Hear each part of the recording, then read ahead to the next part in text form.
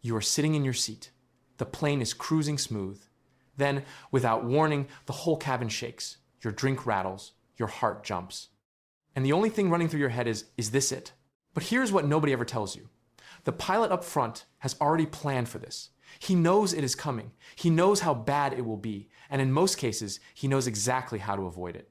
Today, we are going inside the cockpit. A veteran airline captain with over 20,000 hours of flying is going to break down turbulence, what it is, why it happens, and why your plane can handle almost all of it. There are 3 main types of turbulence. Each one is different. Each one comes from a different place. And each one needs a different plan. The first type is called mechanical turbulence. This one is all about what is happening on the ground below you. When a plane flies over a mountain range, the air that was moving flat across the ground gets pushed upward. Then it starts to tumble and swirl as it goes over the top of those mountains. Think of it like water rushing over a big rock in a river. The same thing happens with air in mountains. At 35,000 feet, that tumbling air can create what pilots call mountain wave. It is not your usual light bumping. It is more like a rolling wave, up and down, almost like a roller coaster.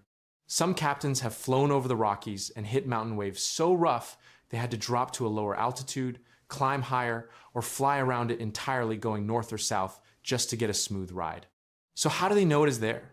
Today, pilots carry iPads loaded with weather tools right in the cockpit. They can see conditions in real time. But there's another tool pilots have used for decades, pilot reports. When a plane flies through rough air, that crew sends a report. They say exactly where they are, what altitude they are at, and how bad it is. Air traffic controllers then pass that information to every plane coming behind them. So pilots are always talking to each other in real time, sharing what they are seeing out there. The second type is called clear air turbulence. This one is sneaky. The sky outside can look perfectly blue. No clouds, no storms, nothing. But the ride gets very rough. This is because clear air turbulence comes from the jet stream. The jet stream is a fast-moving river of air high up in the atmosphere. It does not travel in a straight line. It curves, bends, and crosses back over itself like a snake. Sometimes 2 jet streams come together. When that happens, the air presses into itself and creates violent up and down movements, strong enough to spill your drink, strong enough to throw an unbuckled passenger across the cabin. The captain in this story has been flying for decades. In all those years, he has only hit severe turbulence twice. The first time was on a flight from Miami to Milan. The plane was already in moderate turbulence.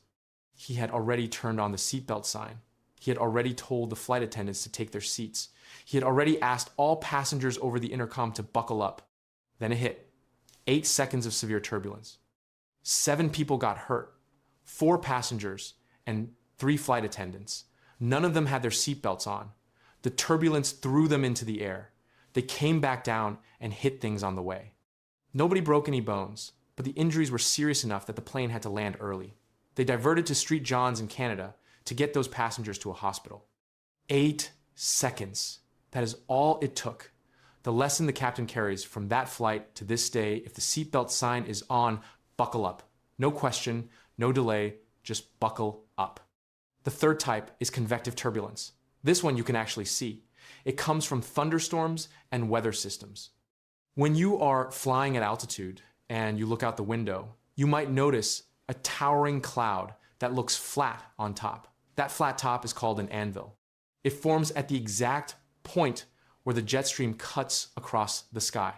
The storm cannot go higher than that, and the air right around it is extremely rough. Commercial pilots cannot fly over those storms. Most of them top out at 50,000 feet, and an airliner cannot go that high, and a pilot cannot come within 25 miles of a thunderstorm. So the only option is to fly around them. The radar screen in the cockpit shows the storms in real time. Pilots watch it constantly and steer clear. The second time this captain hit severe turbulence was not in a commercial jet.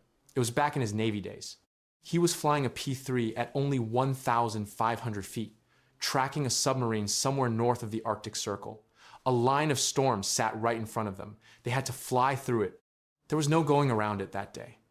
It was severe turbulence, much longer than 8 seconds. The whole crew was strapped in tight. Nobody got hurt, the plane was fine, but it was the kind of ride that stays with you forever. The kind that changes how seriously you take weather planning for the rest of your career. So what do these levels actually feel like? Light turbulence is when you are just a little annoyed. You hear the ding, the seatbelt sign comes on. You cannot go to the bathroom. Your drink shakes slightly. That is it. Moderate turbulence is a step up. Suddenly there's a bump. Your earbuds start sliding across the tray table. You reach over and grab them before they fall. Your stomach drops slightly. It passes. Then it happens again a few minutes later. Severe turbulence is a completely different situation. The official definition is a potential loss of aircraft control.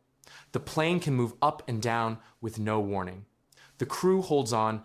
The best thing they can do in that moment is let the plane move and not fight it. Fighting the controls in severe turbulence makes things worse, not better. And then there is extreme turbulence. In over 20,000 hours of flying, this captain has never experienced it. He hopes he never does. Here is the most important thing to walk away with. Light and moderate turbulence happen on almost every single flight. It is part of flying. Pilots know this. They plan for it. They cannot always avoid it. Flying 500 miles out of the way to get around Light Chop would burn too much fuel and make no sense. But severe turbulence is rare. In a career built on over 20,000 flying hours, this captain hit it twice, 2 times. That is not a number to be afraid of. That is a number that should make you feel better about getting on a plane. The pilots know where the rough air is before they take off. They talk to other pilots along the route. They watch the radar. They read the reports. And when it gets rough, they know what to do. The plane can handle it. It was built for it. And so can the crew. So next time the seatbelt sign comes on and the cabin starts to shake, take a breath. The person up front has seen worse, and he already has a plan.